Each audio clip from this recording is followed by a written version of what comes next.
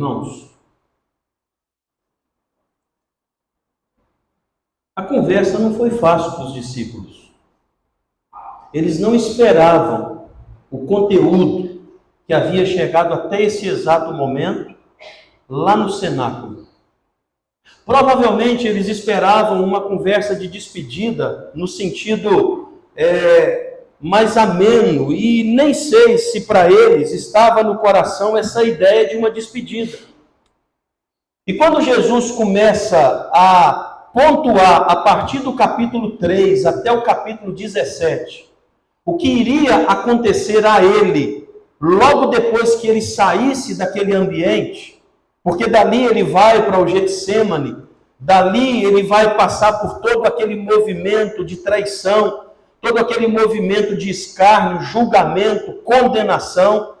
Dali ele vai carregar a sua cruz em direção ao Gólgota, para o lado de fora da cidade. Ali ele vai ser colocado no madeiro, no meio dos dois ladrões, e ele vai morrer.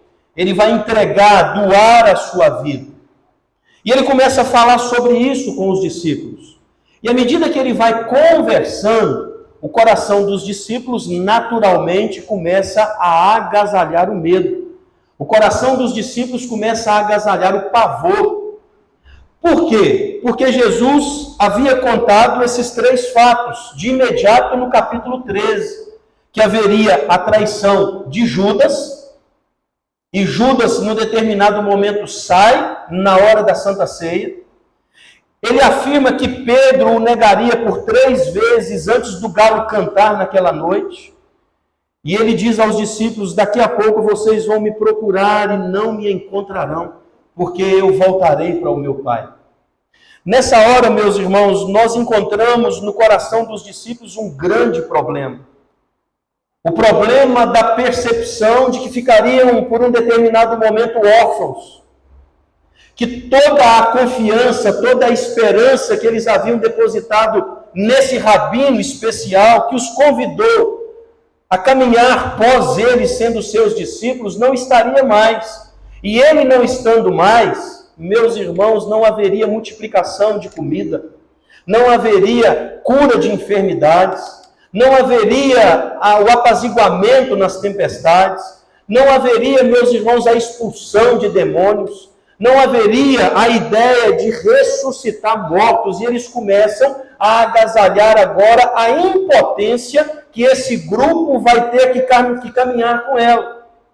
A falta de possibilidades para situações que eles já tinham sido vencidas em momentos que Jesus chegou e resolveu a situação. Por exemplo, teve um tempo que Jesus levou os discípulos no alto de um monte, e lá ele passou um tempo, teve a transfiguração.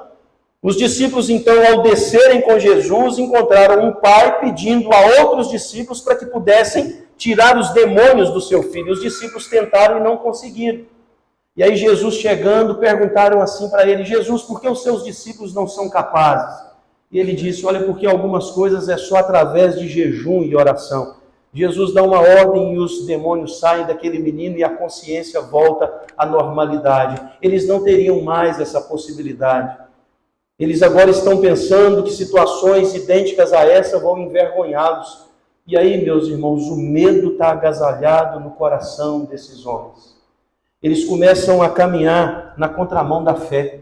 Eles começam a caminhar na contramão daquilo que foi o ensinamento de Jesus. E deixa eu falar para você uma coisa, olha para mim aqui em nome de Jesus. Hoje, na parte da manhã, na escola dominical, nós tivemos na classe de supervisões, um momento que a gente tem no primeiro e no terceiro domingo, nós tivemos um momento de acolhimento. Às vezes você olha para um supervisor, para uma supervisora, e você não enxerga por detrás do ofício que estão exercendo um ser humano, uma pessoa, alguém que tem na vida o ao vivo, alguém que carrega consigo também desafios, adversidades. Às vezes você olha para o que eu faço aqui na frente da igreja, pastor ou coordenador das células, e você pensa assim: deve ser uma vida perfeita, afinal de contas, ele sabe muita coisa a respeito do Evangelho, então é fácil ele resolver adversidades. Deixa eu dizer para você, assim como você tem adversidades que só o joelho é capaz de dar solução, assim, se eu não dobrar os meus, eu saio perdedor nessa batalha.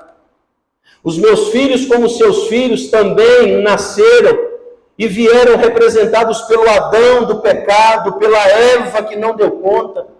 O meu casamento tem também os seus momentos de turbulência. A relação com a minha família, pai, mãe e irmãos, passa também por dificuldades.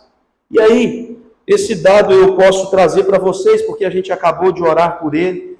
Quando nós fizemos essa pergunta na individualidade, o que cada um carregava como grande desafio nesse exato momento, nós ouvimos a Silvinha. E aí a Silvinha disse o seguinte: o maior desafio que eu tenho é que eu levei o meu pai para aquele mesmo lugar. O maior desafio que eu tenho é ter ido à casa da minha mãe hoje e ela não estava lá. O maior desafio é ir à igreja e olhar para o lado onde ela senta coladinha comigo e ela não estar ali comigo. O grande desafio é não saber o que vai acontecer amanhã. E esse é o grande drama da nossa vida, não saber o que vai acontecer amanhã, porque aí a gente perde o controle. Nessa ideia de não saber o que vai acontecer sobre a vida da mãe, aí a Silvinha chora e a gente chora junto. Aí a Silvinha coloca isso em cima da mesa e nós abraçamos e a gente acolhe e a gente dá o ombro de companhia e a gente vai caminhando nesse movimento que o mundo muitas vezes traz sobre a minha vida e sobre a sua vida. Eu não tenho dúvidas nenhuma que se eu passar esse microfone para você e dizer assim, apresenta uma grande dificuldade, você vai ter que pensar para ver qual que vem primeiro. Você vai ter que pensar para entender qual é a mais importante para uma solução mais imediata. Porque, meus irmãos, o mundo é também complicado para nós. De vez em quando, alguma coisa nos coloca contra a parede. E a gente fica nesse ambiente entre a razão e a esperança. Entre o que nós estamos vendo com aquilo que a nossa fé afirma. E você muitas vezes não sabe o que vai fazer. E aí você pode pensar assim, é porque eu sou fraco. Não, é porque você é gente. É porque eu não dou conta. Não, é porque você está no processo. É porque eu não leio a Bíblia o quanto era necessário. Talvez não leiamos o quanto é necessário. Mas isso não significa que Deus está te castigando. Deus não é o Alá. Deus não é o Senhor dos muçulmanos que fica de longe para metralhar e trazer problemas para os seus súditos, para os seus servidores, caso eles não cumpram aquilo que está determinado no Alcorão. Deus não é assim, Deus é o daqui. Deus, Ele nos olha, Ele nos criou e Ele sabe por onde passamos. Mas as adversidades, meus irmãos, nos acompanham. As adversidades, elas estão aí. E nós não temos a varinha mágica. Nós temos que lidar com isso. A esposa tem que lidar, às vezes, com a brutalidade do marido. O marido, às vezes, tem que lidar com o desleixo da esposa. Os pais têm que lidar com a rebeldia dos filhos. Os filhos têm que lidar com a negligência com relação ao tempo que os pais não dão para eles com qualidade. Nós temos, meus irmãos, muitas vezes que enfrentar adversidades das mais diversas, como uma enfermidade, uma porta que se fecha de emprego, uma ingratidão que chegou de forma muito bruta, muito pesada.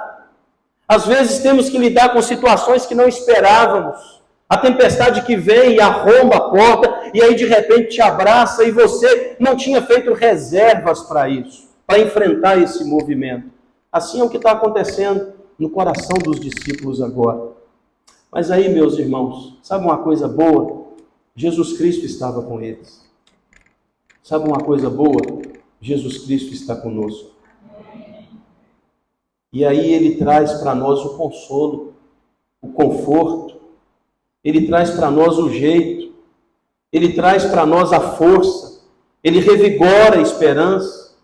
Ele afirma para nós que ainda podemos caminhar, que ainda tem coisas para serem feitas. E Ele está nos garantindo triunfo ao final dessa trajetória. É o que Ele faz aqui com os discípulos.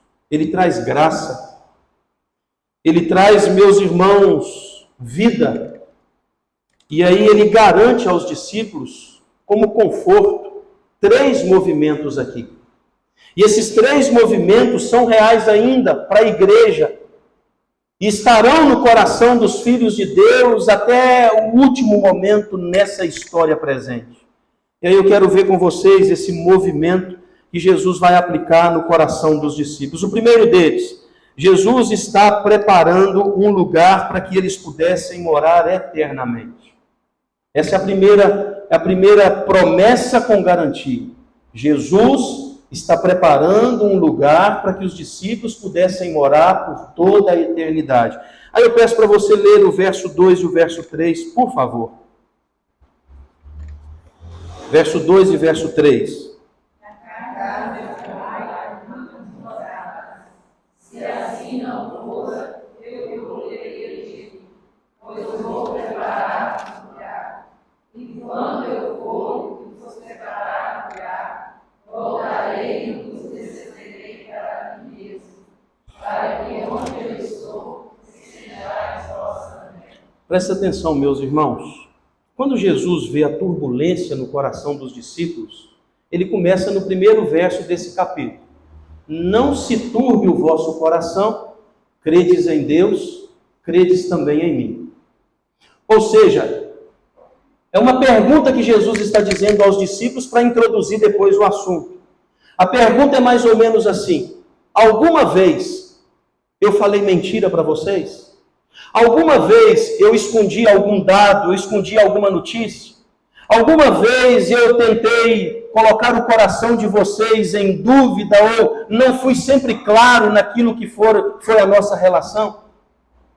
E aí, a partir disso, ele diz: olha, eu estou fazendo um movimento no qual vocês terão uma morada eterna. E aí, é esse ambiente que Jesus está preparando. Meus irmãos, tem 2 fatos aqui que nós precisamos compreender no coração desses homens, dos discípulos. Quando Jesus diz que está indo para o Pai, que eles vão procurá-lo e não o encontrarão, eles trazem à memória 2 fatores. O primeiro: mas nós deixamos tudo para te seguir. E não tem como voltar atrás. Nós fomos sendo tomados em todo o tempo por uma paixão pelo seu ministério. O Senhor agora é dono da nossa vida, nós não queremos ir a outro. Nós queremos apenas te seguir, nós queremos continuar essa tarefa de ser mais parecido com o Senhor, o nosso Mestre. E agora que temos essa paixão por aquilo que estamos vivenciando, o Senhor vai nos abandonar? Segunda coisa, os inimigos estão se levantando agora como nunca. Eles estão enraivecidos. Eles estão te procurando para matar, e como corpo dos seus discípulos, eles também estão com raiva da gente. E agora que precisamos de um defensor, agora que precisamos de alguém para conduzir essa batalha, o Senhor vai nos deixar a sós diante desses grandes inimigos? E aí Jesus diz para eles: olha, prestem atenção, eu estou indo preparar um lugar para vocês. Só que tem um dado aqui, meus irmãos, importante. Jesus não estava indo trabalhar de pedreiro. Jesus não estava indo fazer construções civis. O que Jesus está dizendo para os discípulos aqui era sobre o ministério que ele iria realizar na cruz do Calvário. Presta atenção, essa morada eterna já estava preparada para os filhos de Deus antes da fundação do mundo. O que estava acontecendo é que Jesus afirma que havia um rompimento, havia a impossibilidade do acesso. A porta estava lá, mas eles não tinham a chave. E aí ele afirma o seguinte: eu vou à cruz, eu vou entregar a minha vida, o meu sangue vai verter, e quando eu romper contra a morte, eu vou abrir esse acesso novamente, e vocês poderão ter relacionamento com o Pai. O lugar não é o céu em si, o lugar é o acesso que somente por minha vida vocês terão a possibilidade de obter. E aí então, meus irmãos, os discípulos começam a perceber que de fato Jesus caminhava em direção à cruz do Calvário. E somente, meus irmãos, com esse movimento seria possível os discípulos terem relação de novo com a graça de Deus. O pecado fez separação entre o homem e a presença do Deus Criador. o sangue de Jesus vertido na cruz é a chave que reabre esse acesso para que os discípulos pudessem se relacionar com Deus de novo. E aí, meus irmãos, os discípulos compreenderam que Jesus estava dizendo que há um lar celestial. Que o momento que eles estavam vivendo era passageiro, transitório. Que eles estavam trafegando em uma estrada empoeirada, mas que eles iriam colocar os pés nas ruas de ouro para caminhar numa mansão celestial. E isso seria possível apenas com a morte dele na cruz do Calvário. Uma outra garantia, meus irmãos, está aí no verso 5 e verso 6. Olha lá e leia comigo, por favor. Olha aí na sua Bíblia, verso 5 e verso 6. Vamos juntos? Disse-lhe Tomé: Senhor, não sabemos para onde vais. Como saber o caminho? Respondeu Jesus: Eu sou o caminho, a verdade e a vida. Ninguém vem ao Pai senão por mim. Presta atenção, Jesus agora afirma o seguinte: tem um lugar eterno para vocês, e eu sou o caminho que vai conduzi-los até lá. Quando ele fala isso, Tomé faz uma pergunta: para onde o Senhor está indo, para que a gente possa conhecer o caminho? Sabe o que Tomé está querendo saber de Jesus? Por onde o Senhor vai passar para se assentar no trono físico de Israel e dar à nossa nação o poderio contra todas as outras nações? Os discípulos ainda não haviam percebido que o ministério de Jesus não era para ocupar um trono na terra, mas o ministério de Jesus era para ocupar o trono da história no céu. Os discípulos estavam ainda com a visão míope. Eles queriam aquele rei. Lembra quando Bartimeu grita para que Jesus pudesse dar a ele o alívio com relação às suas dores físicas? E os discípulos pedem para que Bartimeu calasse a boca? Lembram quando Jesus falou que estava indo para entregar a sua vida à morte na cruz? E Pedro grita contra ele, dizendo: jamais haverá uma coisa assim, jamais nós permitiremos isso. Porque eles estavam querendo um rei terreno, eles estavam querendo comida na mesa, eles estavam querendo cura para as enfermidades, eles estavam querendo não ter mais a dificuldade para vencer a morte. Para eles, Jesus não era simplesmente alguém que veio trazer uma mensagem de eternidade, mas era alguém físico, que veio para dar a Israel toda aquela pompa da época de Davi, o grande rei do povo de Deus. E aí Jesus diz o seguinte: não, Tomé, não é para aí que eu estou indo, não é esse caminho que eu estou te ensinando. Eu sou o caminho, eu sou a verdade, eu sou a vida. Somente aquele que crê em mim terá acesso à presença do Pai. Somente aquele que compreender o meu ministério, de fato, vai ter a possibilidade de vencer todos esses movimentos adversos nesse presente tempo. E aí, meus irmãos, o que Jesus está dizendo é o seguinte: a morte seria para os discípulos esse movimento possível para chegar à vida eterna. Mas há uma outra garantia agora, dos versos 12 até o 17, mas a gente vai ler apenas o verso de número 12 e o 16. Vamos ler o 12 e o 16? Vamos lá? Em verdade,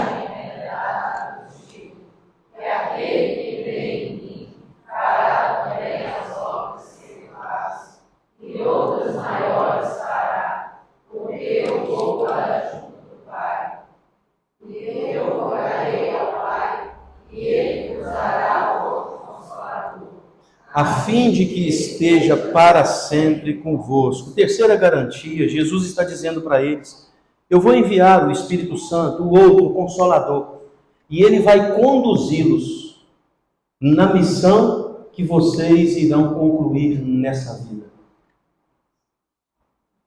Eu darei a vocês o Consolador. O Espírito Santo descerá sobre a igreja, e a igreja então vai cumprir a missão até a viagem final.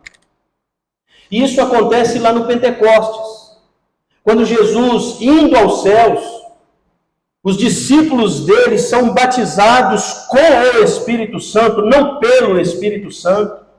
O texto narra que o Espírito Santo desceu sobre a vida de todos aqueles que estavam reunidos naquele momento de pregação do apóstolo Pedro. E ali houveram sinais e milagres. As pessoas pensavam que eles estavam embriagados. As pessoas pensavam que eles estavam tomados por alguma força esquisita, mas aí Pedro está dizendo, não, é o Espírito que veio, e o Espírito está começando uma grande colheita. Meus irmãos, os discípulos foram tomados pelo Espírito Santo, e eles marcharam para cumprir a missão que Jesus havia começado diante dos olhos deles. Os discípulos fortalecidos pregavam sem medo. Aqueles que quando Jesus foi preso, se prenderam ao medo e ao escuro da vida, agora Jesus ressurreto, o Espírito Santo no coração deles, eles estão enfrentando o Império Romano, eles estão enfrentando o Coliseu de Roma, eles estão enfrentando Anás e Caifás, eles estão indo para as prisões, eles não têm medo de nada, e aí quando eles querem calá-los, eles saem e estão falando com muito mais vigor ainda. E aí Pedro vai dizer o seguinte: como nós vamos parar de dizer as boas novas que encontraram o nosso coração? Nós não tememos o homem, porque o homem pode matar o corpo, mas nós tememos a Deus, que pode matar o corpo e aniquilar a alma no inferno. E eles saem pregando o Evangelho, e o Evangelho ganha todos os confins da terra. Eles cumpriram através do Espírito Santo aquilo que Jesus havia prometido sobre a vida deles. A grande questão, meus irmãos, é onde estão esses homens hoje? Eles estão na glória, são heróis da fé. Uma pergunta para mim e para você: e nós, com as nossas adversidades? Precisamos acreditar nas mesmas garantias que Jesus deu a esses discípulos. A primeira garantia que eu e você precisamos acreditar piamente é que o que nós estamos passando aqui hoje é infinitamente menor da glória que está preparada para nós quando Jesus voltar para levar a sua igreja. Isso aqui não é o nosso lugar. Me assusta quando a igreja faz cruzadas. Me assusta quando a igreja marca momentos de oração para ter uma vida pacificada em um mundo que jaz no maligno. Elon Musk introduziu chip no cérebro de pessoas com deficiências físicas, para que, através do cérebro, essas pessoas tenham acesso ao celular e ao computador. Aí começa. É o número da besta. É o número da besta. O número da besta já veio 500 vezes na história. O número da besta é o computador quando saiu. O número da besta era o celular quando saiu. O número da besta já foi até o código de barras nos produtos que a gente compra no supermercado. Agora o número da besta é o chip. E aí eles começam a ficar desesperados. A coisa está feia. O número da besta chegou. A igreja está perdida. Israel vai ser aniquilado por uma coligação de países muçulmanos. E quando isso acontecer, a fé do cristianismo vai ser abalada e nós vamos perder o centro, nós vamos perder o equilíbrio. Quem disse para você que o Israel de hoje é o Israel do Antigo Testamento? O Israel de hoje precisa de Cristo, assim como eu e você precisamos. O Israel de hoje, nação, precisa se arrepender dos seus pecados, assim como o Brasil precisa, os Estados Unidos precisam, assim como todas as nações precisam se arrepender, confessar, para que tenham o perdão. Assim o Israel de hoje também necessita desse mesmo movimento. Israel não é um povo privilegiado de Deus hoje, porque senão o Evangelho estaria mentindo para nós. Não, hoje não há grego, hoje não há cita, hoje não há ninguém, hoje há aquele que crê no nome de Jesus, e nós cremos no nome de Jesus. Tem um tanto de crente passando aperto por causa do Alexandre de Moraes. Brasil tem dono. Brasil tem dono. Estão lutando contra todos aqueles que podem trazer dificuldade para a implantação do comunismo no nosso país. E aí a igreja começa a ficar tremendo. A igreja fica preocupada. Isso traz temor para um monte de gente. Não haverá mais a possibilidade do nosso país andar em justiça. Quando é que andou? Não haverá mais a possibilidade do nosso país ter paz. Quando é que teve? Não, porque agora tem um tirano no STF. Deixa eu dizer uma coisa para você, é isso mesmo. É isso mesmo. É ao vivo. E essa galera faz parte do enredo. A igreja não está, meus irmãos, na cidade dela. O país da igreja não é esse aqui. Esse país é quebrado, estou dizendo país, trazendo a ideia do mundo. É quebrado, o pecado tocou em tudo. Hoje, meus irmãos, as corporações mundiais, elas estão de vento em popa para colocar o tapete vermelho para o anticristo vir contra a igreja. Agora deixa eu dizer para você, uma das coisas boas, há um país perfeito que nós estamos rumando para lá. E você não pode deixar o seu coração se perder nesse país quebrado que você está vivendo nele. Tem uma experiência que eu acho que nunca contei para vocês, que aconteceu comigo lá em Casablanca, em Marrocos. Chegamos no aeroporto, tínhamos que pegar o avião para chegar em Bissau. E aí quando a gente foi fazer o check-in, apareceu lá o nome de todo mundo, tudo certinho, e o meu nome não apareceu. E aí começaram a conversar e dizer o seguinte: olha, nós vamos ter que deixá-lo aqui, ele vai ficar em Marrocos, talvez 3, 4 dias, para o outro avião poder conduzi-lo até Bissau, caso a gente encontre o nome dele na lista dos passageiros. E aí, meus irmãos, eu comecei a olhar para um lado, eu comecei a olhar para o outro, e aí eu vi aquelas mulheres de burca, eu vi aqueles homens mal encarados, eu via os muçulmanos conversando, e eles conversam rápido e alto, e eu comecei a pensar, como que eu fico 4 dias nesse lugar estranho sem os meus amigos? O que pode acontecer comigo nesse país que eu não sei falar a língua deles? Como é que eu vou pedir comida? Como é que eu vou ir e vir aqui? O que vai acontecer comigo? E aí eu comecei a ter o meu coração perturbado com a possibilidade de ficar sozinho em um lugar extremamente esquisito, porque Marrocos é pior que a África. No sentido, aquela África que a gente pensa que lá a coisa é ver, Marrocos é pior, a gente anda na rua com medo deles descobrirem que a gente ama Jesus Cristo, porque aí sim a gente teria um grande problema. E aí eu estou lá. Louvado seja Deus que de repente apareceu o meu nome, mas não tinha vaga naquele avião na classe comercial. Aí quando apareceu o meu nome, e eles falaram, olha, nós vamos dar um jeito, porque está tudo aqui, a gente tem que dar um jeito para ele ir com vocês, o meu coração se apaziguou de novo. Eu vou com os meus amigos. Os meus amigos foram, tem coisa boa na desgraça, né? Os meus amigos foram na classe comercial, só biscoitinho e suco genérico. Eles tiveram que me colocar na classe VIP. E eu fui assentado do lado do embaixador da Espanha que estava indo para Guiné-Bissau. E aí, meus irmãos, salmão. E aí, carne grelhada de todas as qualidades. E aí, refrigerantes de todos os tipos. E eu me esbaldei. E eu falei, Deus, obrigado por essa diversidade que aconteceu lá atrás. E aí eu ficava pensando, será que os meus amigos estão comendo biscoitinho? Mas eu passei aperto, porque eu ia ficar 4 dias num país que não era o meu, desconhecido, sozinho. Aquilo me deu tristeza, aquilo me apavorou. Deixa eu falar para vocês, jamais estaremos sozinhos, porque o Espírito Santo habita aqui, então Ele vai conduzir a nossa vida. Não precisamos ter medo. Alexandre de Moraes vai passar, Israel vai permanecer, aqueles que estiverem em Cristo Jesus. Oh, meus irmãos, Elon Musk não pode fazer mal à igreja de Cristo.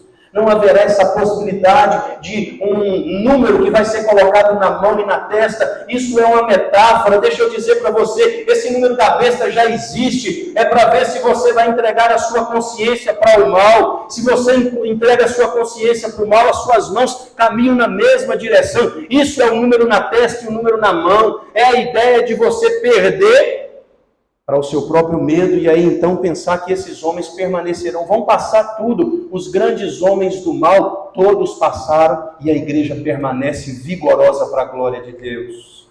Meus irmãos, uma outra coisa, é a ideia de que Jesus também é o caminho para nós. Jesus é o caminho para mim e para você. Você sabe uma coisa boa? É que quando nós participamos desse momento aqui, a gente se lembra do que Ele fez por nós na cruz, abrindo as portas da nossa relação com Deus. Há uma beleza aqui num espaço igual a esse. Outras igrejas mais estão fazendo a mesma coisa. Cantar louvores, orar, ter um momento de ofertório, de dízimo, pregação da palavra, comunhão daqui a pouco no momento engorde. É só esboço. Porque Jesus é o nosso caminho para algo que será perfeito e eterno. Ele é aquele que nos conduz para o lugar da morada eterna.